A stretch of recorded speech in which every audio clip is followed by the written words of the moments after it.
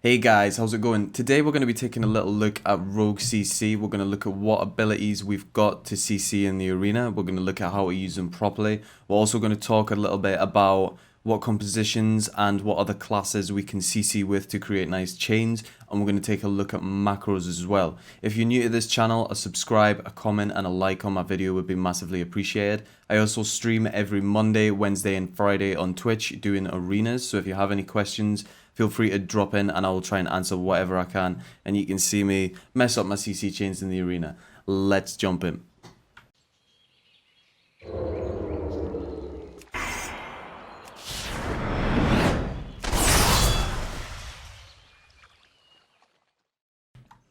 A little disclaimer, this guide is definitely going to be more focused on helping beginners, and if you have any tips or tricks, please leave them down in the comments below. Okay, so we're going to take a look at what abilities we've got to create CC, and then I'm going to demonstrate some combos that you can use in the arena.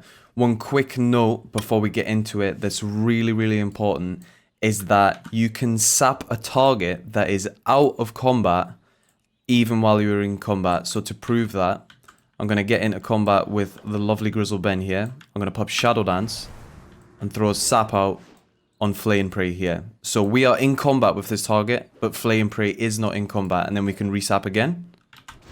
Another sap gone out. And that's 12 seconds of CC that's gone out there while we're fighting our kill target. So let's reset this and then we can demonstrate some things. So the abilities we're going to be using for CC here is Cheap Shot, Kidney Shot, Sap, Blind. We can use Smoke Bomb, we can use Shadowy Duel as well. So we've got 6 CC options there. And these can also pair up well with other class abilities to create massive amounts of CC. Another very important interaction with Blind is that it will, if your target sits a blind, it will force them to drop combat even if they were fighting previously. This is really valuable because it means that if the target hasn't been sapped yet or has availability to be sapped, it will make them drop combat and then you can sap them at the end of the blind. So what we're going to do here to prove that is we're going to attack Flay and Pray. We're going to throw a blind, stop attacking. We're going to pop Shadow Dance at 2 seconds to go.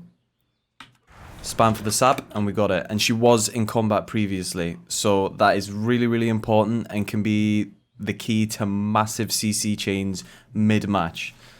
So in this first CC chain, what we're planning to do is we're going to get a sap out on Flay and Pray. We're going to pretend that Flay and Pray is a Disc Priest, and we're going to pretend that Grizzle Ben is a Warrior. They're fairly stacked. It's easy to hit both targets. You won't always get that opportunity, but we're going to touch on that later. So our first plan of CC chain is a sap, another sap, a blind, and then we're going to do a kidney shot as well. So Flay and Pray is probably going to trinket at some point here. She's not, because she's not playing. But we're going to try and follow up with that kidney shot straight away. The aim of this first go is not to kill. It's to get that trinket. So let's see what that would look like. We're going to go into stealth. We're going to sap. We're going to come out stealth because we're going to pretend that we're attacking our kill target. Shadow Dance is active because we're bursting on this target. We're going to wait. We're going to throw a sap out again. So it's looking good. Not trinketed yet. We're going to throw the blind. She's going to sit the blind. Let's pretend that she's trinketed here. So we mark for death. Kidney shot. Got the kidney. So that's good. That's a long amount of CC. If there's no trinket there, then we're probably going to get a kill. Another really important thing about these CC chains is that they are tight and you understand what classes you're fighting against. In that last CC chain, we were saying that Flay and Pray was a Disc Priest.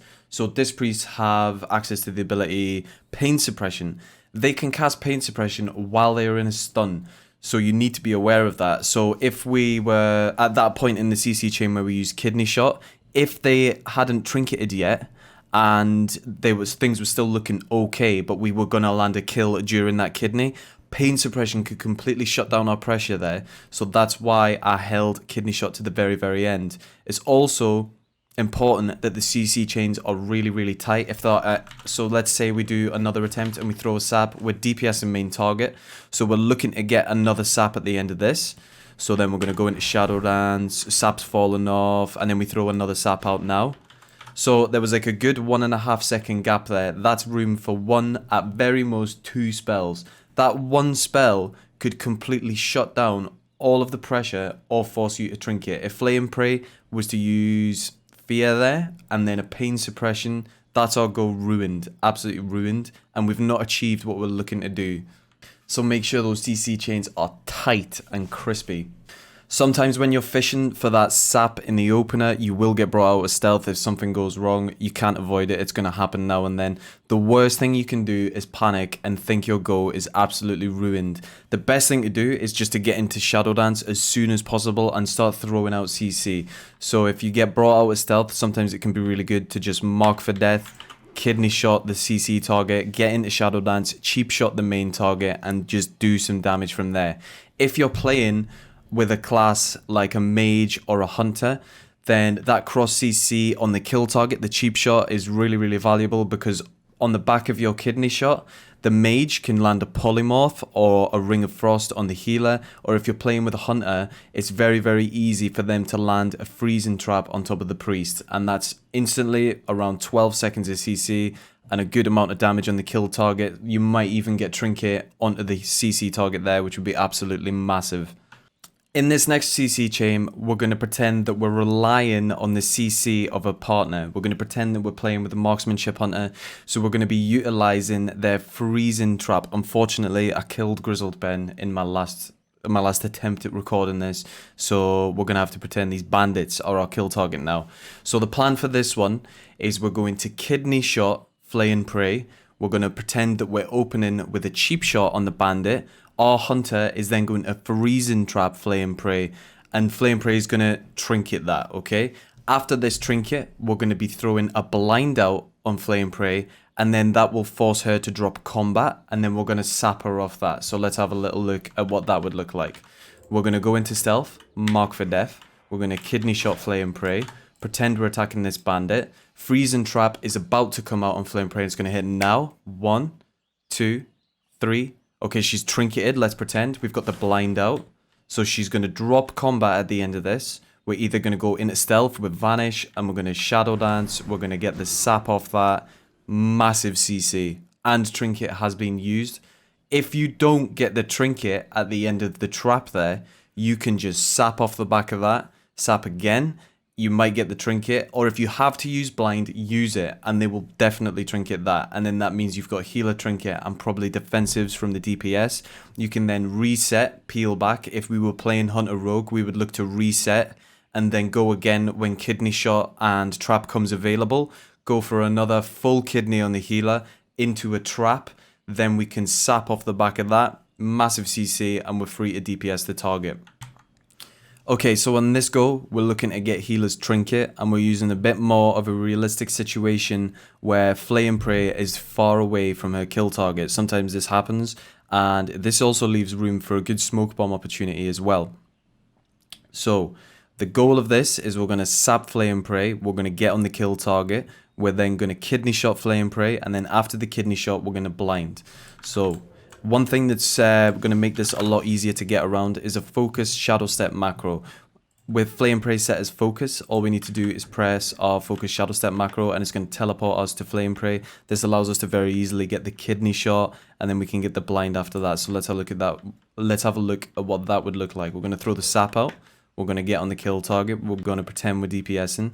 At the very end of the sap, we're going to mark for death. We're going to shadow step focus, get the kidney shot, get back over to the DPS target. Just as this is about to end, we're going to start moving over for the blind. We got the blind, nice tight CC chain. That's a long CC there.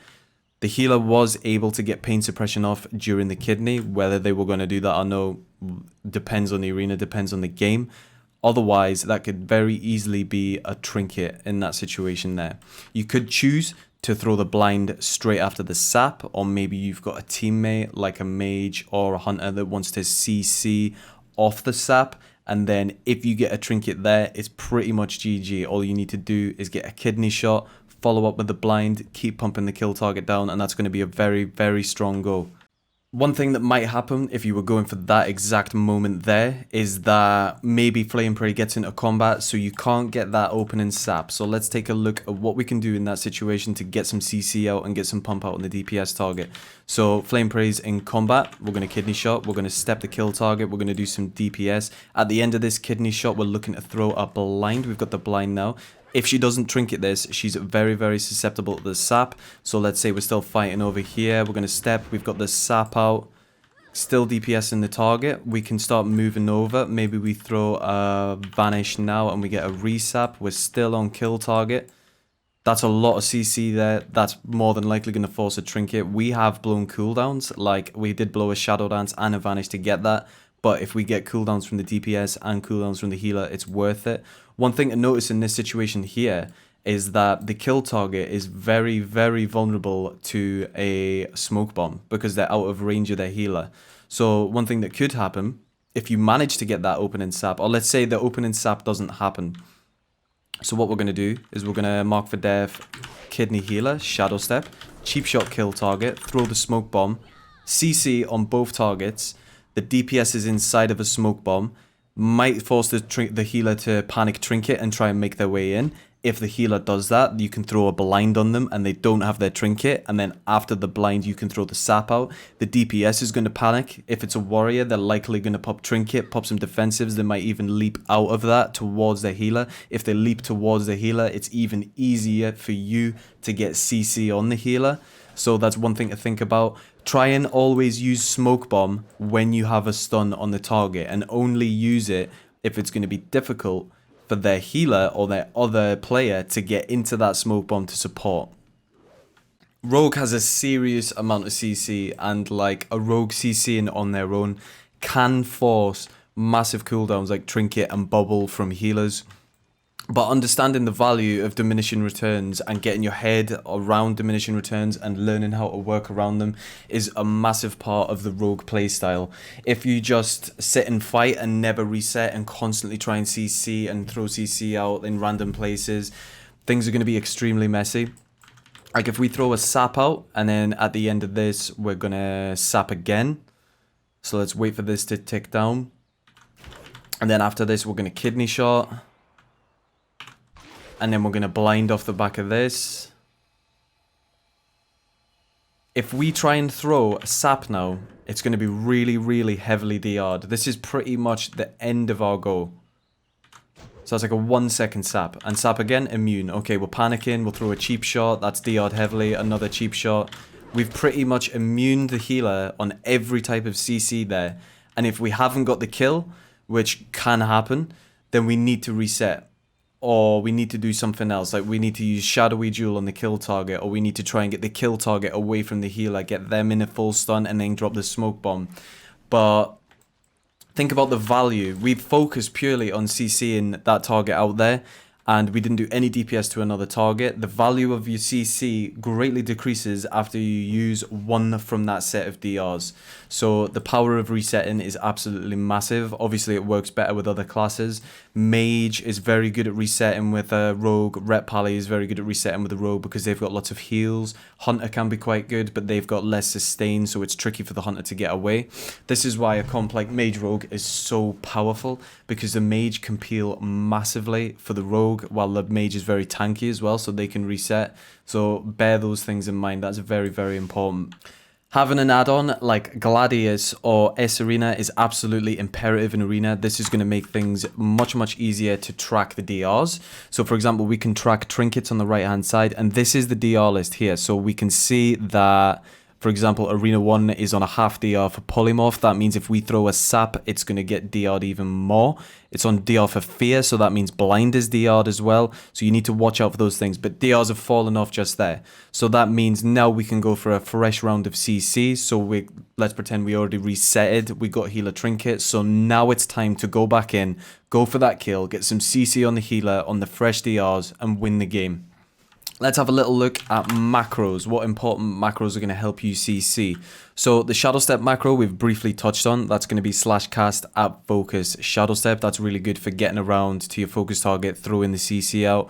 I have a focus kick macro as well, so that paired up with the Shadow Step is very strong. Let's say the DPS target is very close to dying, but the healer's throwing out a Holy Light or something that you can interrupt. Shadow Step focus, Shadow Step kick, and that's sorted. One thing to note is your key binding is very, very important. I have my Shadow Step on F for normal target, and I have my focus shadow step on Shift F. My focus interrupt is on Shift 1. For me, it's very, very comfortable to immediately press my shadow step focus and my shadow step kick on the focus at the same time. So you need to think about what abilities you're going to be pressing together. I've got a focus kidney shot macro, so that's just going to kidney shot the focus. I have that on Shift 2, so it's very easy to get a shadow step focus and a shadow step kidney shot on the target as well. A blind for the focus target, a sap.